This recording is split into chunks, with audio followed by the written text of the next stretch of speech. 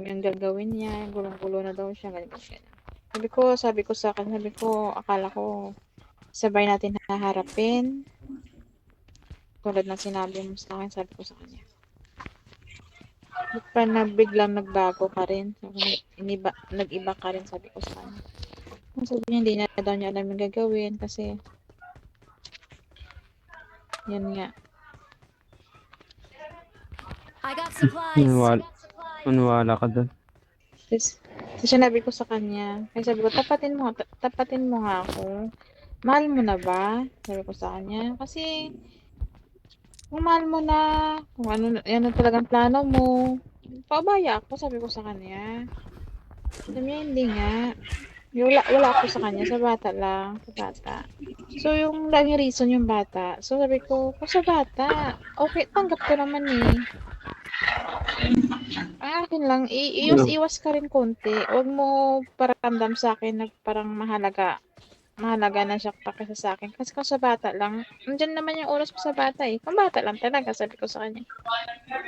Uy, oo daw, oo. Hanggat kung Hindi. parang Dito, lumilipas yung mga araw, parang Ito sabihin ko sa'yo. bigla akong nabaliwala. Hmm? Magkaiba na kasi pag may Ganyan. anak ka na sa tao. Yung parang kahit sabihin mo wala ka ng feelings, hindi mo wala yan. Yan, tandaan mo yan. Pag may anak na kayo. Kasi tinanong ko talaga siya na masinsinan. Sabi ko sa kanya, mahal mo na ba? Plano mo na ba? Kasi Hindi, tapatin mo lang ako ng hindi naman kasi diretso. ganoon. Hindi naman kasi sa ganoon. Kasi siyempre, maraming pagkakataon na may mangyayari talaga nang dahil sa bata. Ganon. Yun ang isipin mo. Yun ang laging isipin mo. Yung reason niya kasi sa bata nga daw. Biya ginagawa niya lang daw yun ganyan-ganon. Itlabag sa loob niya kasi ayaw niya yung bata, ilayo yung bata, ganito. So, naiintindihan kong part na yun. Ang akin lang, sabi ko sa kanya, ilaban mo naman. Kung talagang mahal mo ko, ilaban mo naman. So, yun nga lang, every time ilalaban niya, ang babae yung ganyan. So, ako nagmumukhang masama. Sabihin naman natin totoo yung sinasabi niya. Pero tandaan mo, maraming nangyayari sa hanggat nandyan yun. Walang drill. Siyempre, maraming oras din na maraming oras na magkikita sila. Siyempre, dahil sa bata, nandyan siya. Hindi mo maiwasan na mag-uusap yung dalawa about sa past. Siyempre, ganun. Hindi talaga mawala yan. Yan tandaan. Tapos, yung babae na sa kanila na, nandun na sa Samar. Yung lalaki na sa Saudi. Tapos, di hawak ko pa yung account ng lalaki.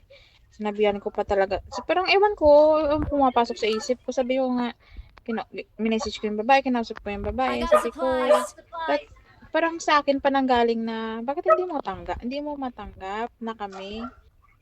Pag ginanon ko pa yun eh. Sabi ko, kasi pagdating sa bata, mahirap naman kasi tanggapin naman yun. Siya bilang tatay. Tika. Mahirap naman kasi tanggapin yun kasi siyempre may anak na sila. Kayo wala pa. Maraming may oras talaga na magbabago pa yung sitwasyon.